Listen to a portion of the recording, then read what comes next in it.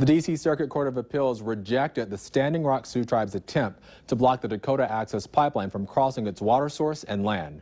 The pipeline has been controversial in recent months. The tribe says the U.S. Army Corps of Engineers didn't engage with them enough on whether the pipeline would cross lands important to them and their way of life. Despite those objections, the three-judge panel denied an injunction to stop construction Sunday because they say the tribe didn't meet the legal standards to do that. Between the time my car was stolen and until probably all the way through the next Friday, I drove up to Fargo from Pelican Rapids every day to try and find my car. Imagine having your car stolen only to have it recovered and feel victimized again because you have to pay to get it back. One woman who called our Whistleblower Hotline says that's exactly what happened when her car got ripped off. Valley News Team's Natalie Parsons has more on this situation, plus what the state of North Dakota has to say about this Minnesota towing company. The door handle broke. I can't get in the car now unless I reach in. Jessica Hibbles says she left her car running when she dashed into a family fair in Moorhead. When she came out, the car was gone. Hibble admits she shouldn't have left it running and learned her lesson. But after contacting police, she started searching for her car. Between the time my car was stolen and until probably all the way through the next Friday, I drove up to Fargo from Pelican Rapids every day to try and find my car. To add insult to injury, the thieves not only stole her car, but made stops around the area, making multiple purchases with her credit card. They eventually dumped the car near the Ark Attic Treasures in Fargo. Days later, Aggressive Towing and Recovery was called to pick up what appeared as an abandoned vehicle and brought it back to their lot.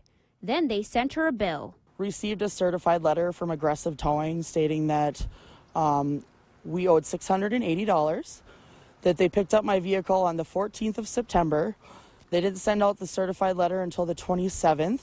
Aggressive says they had to contact the state via mail to find out who owned the car, then send a letter to Hibble's family letting them know the car was in their possession. All the while, the vehicle was sitting in their lot and racking up fees. $680 to be exact, and Hibble says that's not fair. I honestly believe it's his way of just pretty much racking up fees. According to Aggressive Towing, the $680 bill includes a $150 impounding fee, a fee for mailing out the certified letter, and daily fees for the storage of the vehicle in their lot. When Hibble complained, Aggressive knocked the price down. I felt sorry for her. She was crying, bawling on the phone and telling me that she has no money. And I did nothing but help her. I completely went out of my way and dropped the price almost $480. I'm amazed that I do have it back, but the stress that I have had to go through just to get it back that I shouldn't have had to go through at the hands of the towing company is what actually pisses me off more than my car being stolen. In the process of looking into this story, questions were raised about whether or not Aggressive Towing was registered to do business in the state of North Dakota since Hibble's car was recovered here. We contacted Al Jaeger, the North Dakota Secretary of State, and asked him about Aggressive Towing. Jaeger told us on Thursday that Aggressive only has a pending application with the state to do business, but the company did appear to be working to try and comply with the law. This particular company has submitted paperwork to this office. It was submitted earlier. There's been exchange of correspondence that has crossed over in this particular matter, but right now they are in good faith trying to comply with North Dakota law. He also said that it is illegal for a company to do work in the state if they do not have proper authorization, but also said their office is unlikely to do anything about it because they are not an enforcement agency. Aggressive's application was approved by the state on Friday. Aggressive's owner says they take pride in their clean operation and believes they followed all stolen vehicle procedures. The company is listed as being in good standing with the Minnesota Secretary of State. Natalie Parsons, Valley News Live. Thank you, Natalie. We did reach out to the North Dakota and Minnesota Towing Associations, who told us the fees charged by Aggressive Towing are common in the industry. The attorney for Aggressive Towing reached out to Valley News Live with an email statement. We posted it, as well as the original letter Hibble received from Aggressive Towing and the discounted bill on valleynewslive.com. That story came to us through our Whistleblower Hotline. If you think something suspicious is happening in your community, call our Whistleblower team and we'll work to investigate it. Call our hotline now at 701-237-6576.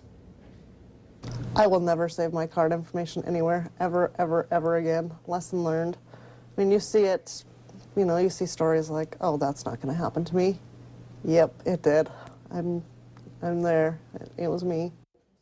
Domino's Pizza just lost at least one online customer because Ashley Rarick says someone took her credit card information and ordered $450 worth of pizza this weekend.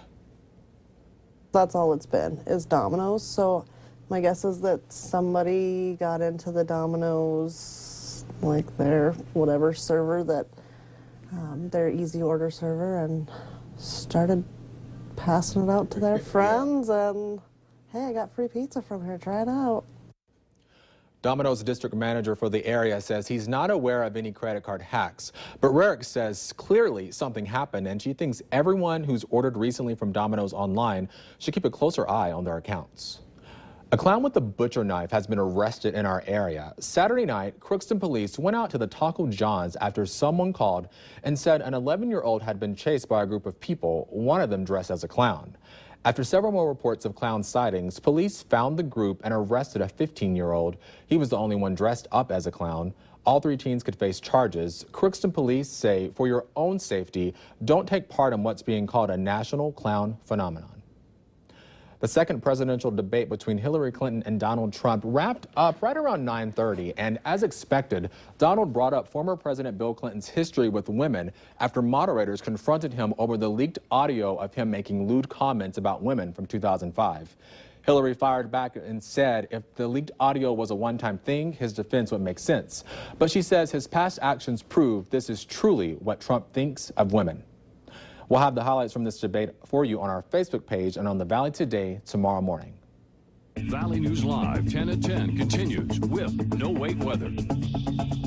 So Justin, a lot of up and down. We were talking yesterday and I think last week, like it's going to be really hot and then get kind of cold and then warm up again. You know, you see this time of year, especially in the fall, where we could be near 70 one day and then the next day near 50, and we're going to see that Monday into Tuesday.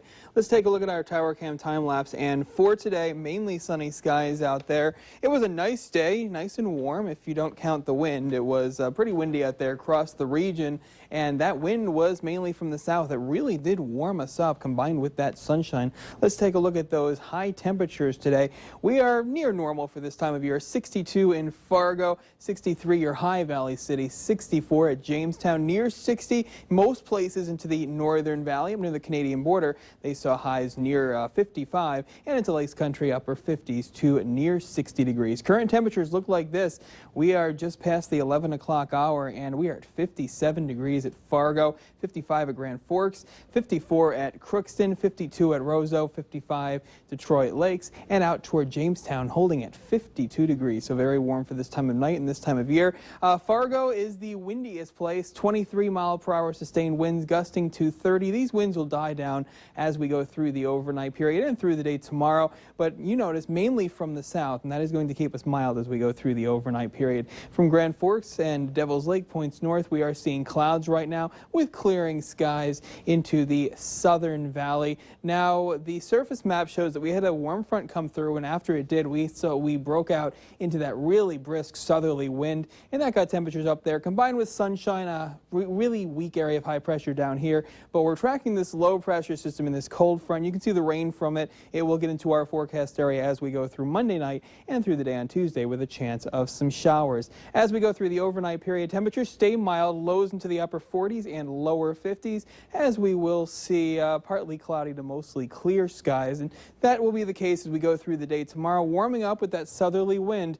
Temperatures into the upper 60s to near 70 degrees, and we're going to stay mild with a chance of some showers getting into the area as we go through your Monday evening. Here's your area planner for tomorrow. We're going to start off with mainly sunny skies and start to cloud up. Temperatures again warm for this time of year into the lower 70s in the Fargo area. Elsewhere across the southern valley into the upper 60s and lower 70s, mostly sunny skies and warm. We're going to keep mostly sunny skies into Lakes Country with temperatures temperatures remaining into the upper 60s and lower 70s. A few more passing clouds. We're going to call it partly cloudy into Northland. Temperatures range from the mid-50s into the upper 60s, depending on where you are, and mid-50s to mid-60s into the Northern Valley. It will be cooler with mostly cloudy skies. Those winds will be from the northeast. And then for the day on Tuesday, we're tracking with the green on the map. Some scattered showers around, much cooler with highs only into the upper 40s and lower 50s around the area. Here's the photo of the day. It's called Midwest Sunrise in West Fargo. Thank you, Tammy O, for this one.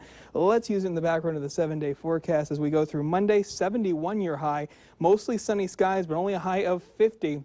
Going to turn breezy with a northerly wind on Tuesday, and mainly cloudy skies and some showers will really keep temperatures down. Then for Wednesday, that's our coolest day. We're going to keep that northerly wind, partly cloudy skies. And then for Thursday, up to 56, sunny skies, more sunshine, a southerly wind on Friday, 64, then 66 next Saturday with another chance of some showers, and 61 for Sunday under partly cloudy skies. So bring out the long sleeves, but keep the short sleeves out as well? Short sleeves on Monday, long sleeves for midweek, maybe a winter coat. Goodness. Thank you. Thank you so much, Justin. Yep.